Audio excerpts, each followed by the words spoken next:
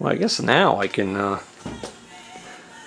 see whether or not it's going to be realistic for me to think I'm going to be able to get this lead screw back in with the apron and with the whole carriage fully installed. Well, I sure hope so. A lot of it's going to have to do with whether or not I can go far enough that way before I hit the wall to get the end into the... It's a heavy hunk of steel. I see a problem already. I've got this collar on here that I didn't take off. I never took this collar off. You know what else? This key. Oh no. Boy, did I miscalculate on this. This key stock that's on this is not going to go through.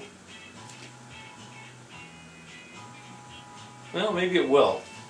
This diameter is smaller than this diameter. If this OD with the key stock is the same as this, it might pass through. But this collar is definitely not going to go anywhere. It's not going to pass through the apron. I think I got a big problem. I know I have a big problem. Well, one possible workaround would be to... Oh, no. I was about to say,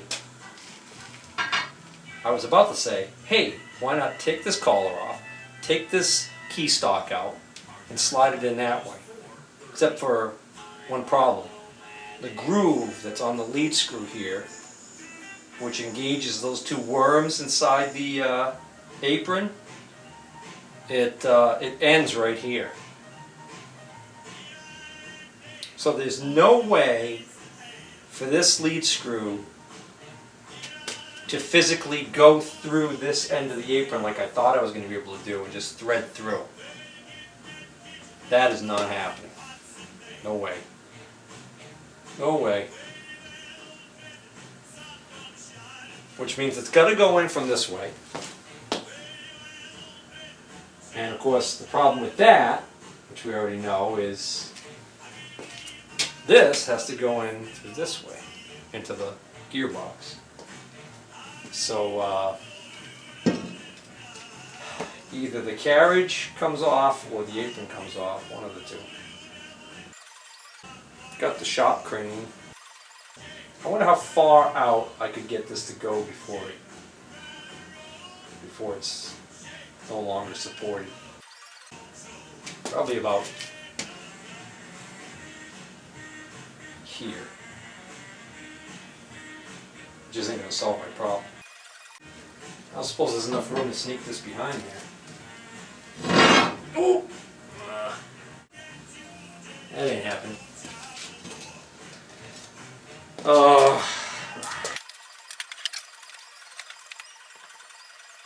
Alright, for starters, I tied some rope here to support this lower rod, so I don't have to deal with that hanging on its own weight.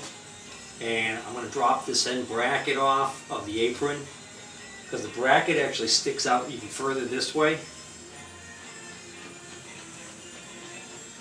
So it'll be one less thing I have to deal with. When I was installing this apron, I had that bracket already on there, and what that did was that caused the situation where I had to have the apron over here and kind of slide it on and then up, and by just taking this bracket off, I don't even have to deal with it, because as soon as I get this bracket unscrewed, I can just rotate it down and slide it right off. Like so. And I'm going to keep that off and put that on last.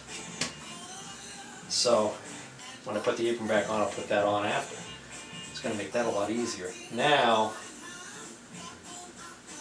I should be able to just loosen this apron and drop it right off. Drop it.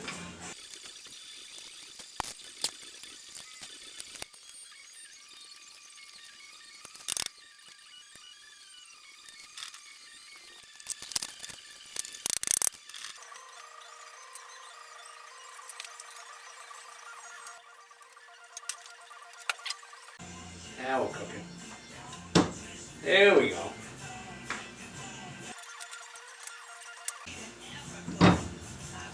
Oh.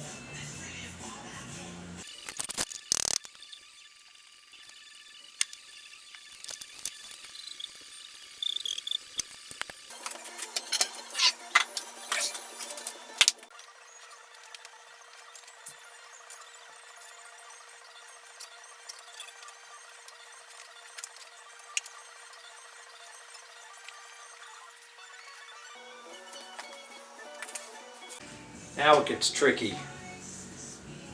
I'm going to have to get this to go in while I get a piece of felt to follow along that opening, and then before I slide this all the way in, I've got to get the cone gears in. So I've got to start putting those in one at a time. I'm going to secure this bungee better so that it's supporting the end of the lead screw. And I'm going to have to quit because I've got to start making supper for the kids. Alright. Later the same evening that I had installed the lead screw, and I'm now going to take a little bit of time and put the change gears back in. Now the change gears go in a sequentially increasing or decreasing order depending on which direction you look at it, to form sort of a cone of gears. And I could go check my video to verify which way the gears go, but I really don't need to do that because there are two dead giveaways. First dead giveaway is, of course, I could look at the threading chart and I could see that as the handle is moved to the left, that increases the threads per inch. So in other words, way over here, like on the top row, which is the finest threads per inch setting, this is 24 and down here is 80. And on the lowest setting, down here is 1.5 and over here is 5. Well, I know the bottom shaft is the driven shaft, and I know the top shaft with the gears on it is the lead screw. The larger gear on this part that moves back and forth is an intermediate gear between the pinion gear that's on the input shaft, which is always the same, and whichever gear the lever is engaged with on this cone. So because it's an intermediate gear between those two other gears, we can kind of throw it out the window when we're talking about gear ratios. What we're really looking at is we're looking at the gear ratio between this small gear that never changes on the bottom here and whatever the gear is on the top. The closer this gear, whichever gear is selected in this stack, the closer it is in size to the gear down there, the closer we are to a 1-to-1 ratio. Okay? So if we're close to a 1-to-1 ratio, then one revolution of this input shaft on the bottom here would relate to one revolution of the lead screw. Okay? So we know that's going to be a pretty low feed rate. Actually, a high feed rate, sorry, or threads per inch, as opposed to if we have the large gear engaging it. Well, let me just grab a gear here. So we take the largest one in the stack here. If this is the gear that small one is engaging on the bottom there, well, what ends up happening there is it's going to take several revolutions of this shaft on the bottom to make one revolution of this lead screw. Okay? With me so far? So,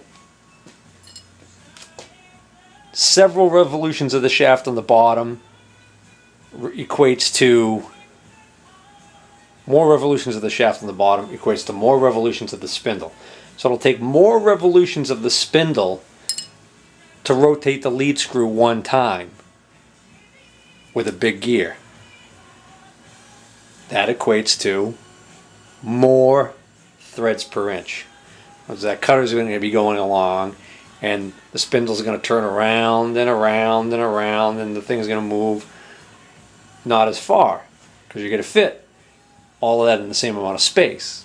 1 inch threads per inch. Well, who cares? Alright, and then the other dead giveaway is, you see that big gear, how big that is? That gear is actually so big that when it's in position here, it actually stands, it crowns a little proud of this wall right here. So if this gear were like, if I tried to mount this gear right here down this end, if the cone went this way and got smaller on this side, this gear actually can't go in there. It actually will hit. There's a cutaway here and here down this end for the larger gears. So I know the first gear of my cone that I need to get in there has got to be the smallest one, and then I'm going to just work my way up. So I didn't even need to keep these. I had these originally all stacked up in the order I took them off, but the reality is I took them, I cleaned them up again, and I re-cleaned them because I didn't like the way they came out the first time. And actually, I'm just looking at this gear here and realizing I don't think I re-cleaned them again after I looked at them and was not happy with what I saw. There's garbage in there. Alrighty. Here's the smallest one. And you know, I don't know how many teeth it has compared to that small one, but it looks very close, which would make sense because, like I said, this is a 1.5. The lowest setting is 1.5 threads per inch. I've got to hold that. I think I'm going to want a little bit of oil on this, just because it's actually a pretty tight fit on that lead screw. I know the lead screw is good and clean, so is that just at the start? I remember these did come off kind of rough. There we go. Yeah, it's just at the very start there. Alright. Oh yeah, it stiffens up again when it gets on the keyway.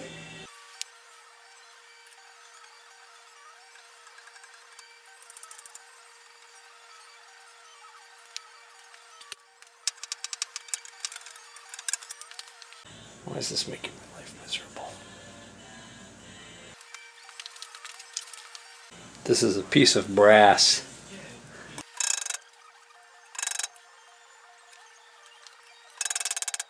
What the heck is coming off of this? Looks like smoke. It's dry. This is dry duct tape somebody put a ton of on here to make a handle. I'm sure it wasn't dry when they put it on. Alright, let's see if I can find something better. Here's a nice bar of brass that has been beaten on already.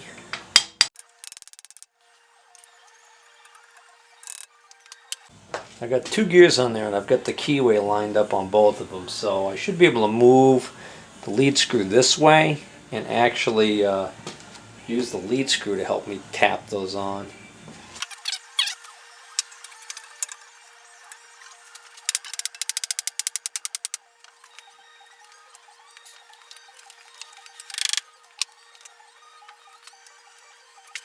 Oh, dummy.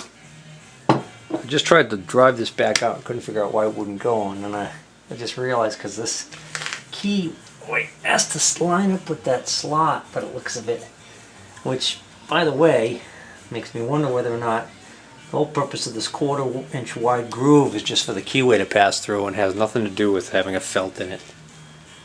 Might be completely mistaken about that. Of course, now I deformed the end of that.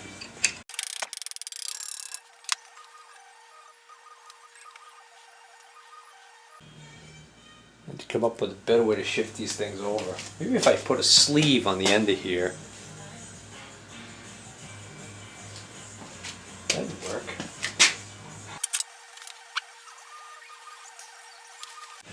I can't just put the next gear on and use it as a spacer to push over the stack, because I can't guarantee that I'm going to get the keyway lined up perfectly.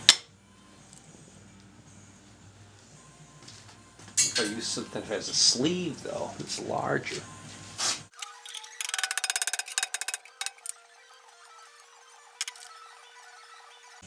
Trying to figure out why this is so tight, why these are on so tight.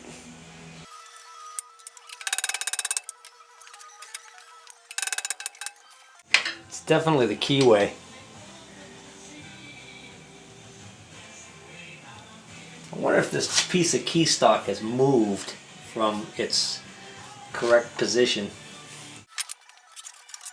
Well, in other words, this key stock right here, it may have come out of this groove some. I think it's supposed to be down this end more, down this way a little more. You see, the groove comes shallow, so if it's, yeah, I could see it is. Alright, so I got a couple things I got to do here. I got to tap this down this way, and then I got to take a stone and fix this little imperfection that I caused on the end there.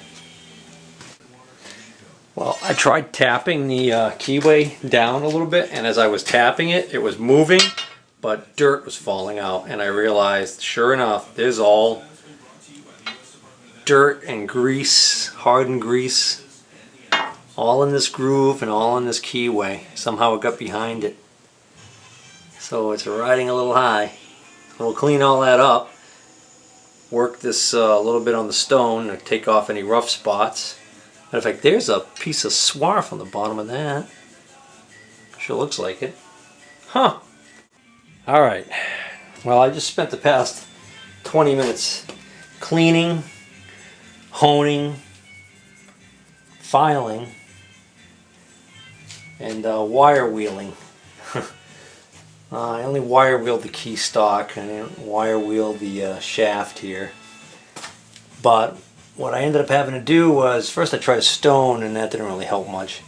I ended up having to take a file to the edge of this groove. What I found is, when I looked at this really closely, I could see all of these little digs here. And what I think happened is, I think at some point somebody else had this apart, and when they were putting the gears back on, they were having difficulty getting the gears back on, and I think they were bashing them on. At least that's my story, and I'm sticking to it, because the other possibility is that I damaged this when I was taking this apart because I had such trouble getting this off. Well, after doing all this work, I also shift the key into a position where it seems to be not binding. If the key is just a little bit too far this way, it starts to ride shallow in the groove, and that causes it to bind up. So, and since that's the end that I'm starting putting the gears on, that's obviously not going to fly. Don't mind me, I just saw something down there. I just see what that was. Alright. So, like I just said, it's better, but it's still tight. But what I can do now that I couldn't do before is I can get it, it starts out tight, I can get it to a certain point, and then it frees up. And I don't want to keep just sitting here grinding on this thing or filing this thing all night, so I'll show you. Alright, so I get it off the end. So the first spot where it's tight is the very end of the shaft. So I tried cleaning that up some, and it's a little better. Then you just get right past that one little rough spot, and then everything's beautiful all the way up to the key stock. Once you get up to the key stock, make sure it's staying in the groove. Then you're going to line it up, and there's a rough start right here. But once you get it started,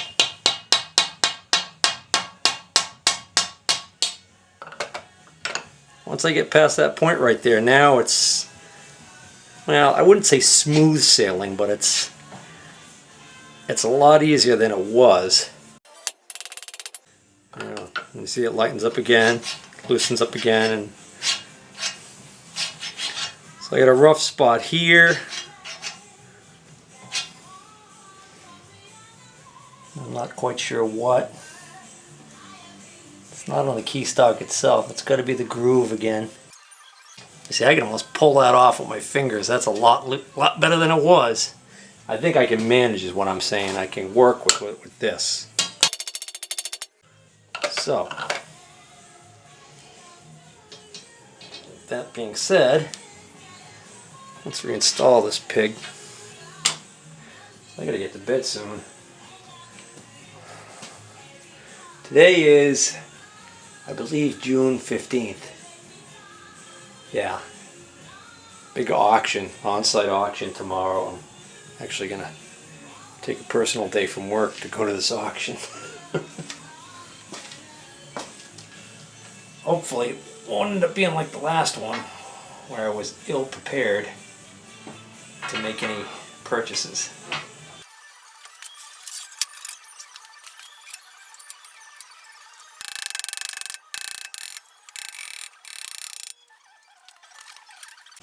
Oh, 1047. Now see, that one is tighter than the first one. Maybe I should have made sure there weren't any burrs on the groove.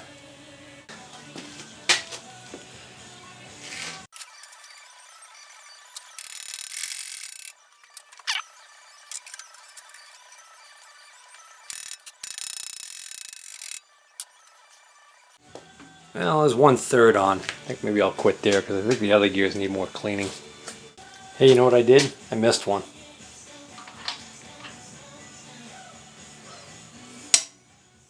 Smalls, when I put it off to the side to go deal with this lead screw issue, totally forgot it was sitting there and I started with the wrong size. And that's going to be my signal to quit for the night. I must be getting tired. Now I got to pull these 4 off, put this one back on. 1, 2, 3, 4, 5, 6. And then these other ones need to be cleaned up more. 7, 8, 9, 10, 11, 12. Yeah, I got all 12. Alright, good night.